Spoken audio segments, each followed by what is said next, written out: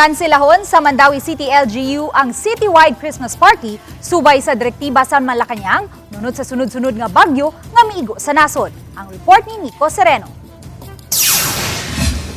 Human sa sunod-sunod nga pagkuso-kuso sa mga bagyo sa lain-laing bahin sa nasod, ang Malacañang mismo ang mihangyo sa mga government agencies ug scaled-down celebrations ning panahon sa Pasko.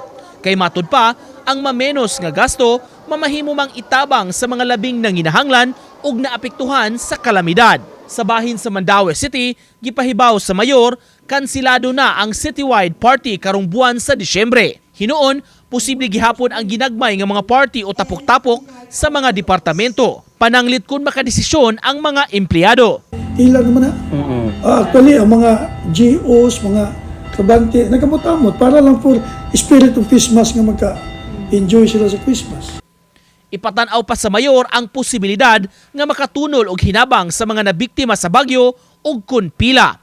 Samtang gidapit sa mayor ang mga tao sa umaabot nga Christmas tree ug decorations lighting sa City Hall grounds gabi sa Disyembre 1. Matud sa City Hall, 3.8 million pesos ang nagasto sa LGU karong tuiga sa pagmuntar sa Christmas display.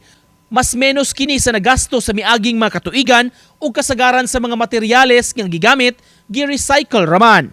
Purely ang atong nagasto ag mayo ana ang mga suga. Lights itong mga LED para sa Christmas tree niya. Not only ang Christmas kuan magud-ana, ang Christmas tree nato appeal man ang City Hall. Mipasalig sab sila nakagasto man tuod sa mga Christmas decors apan wa na apektuhan ang batakang serbisyo sa dakbayan ngadto sa katawhan ingon man ang pag-apod-apod og assistance sa lain-laing sektor. Nico Sereno, Balitang Bisdak.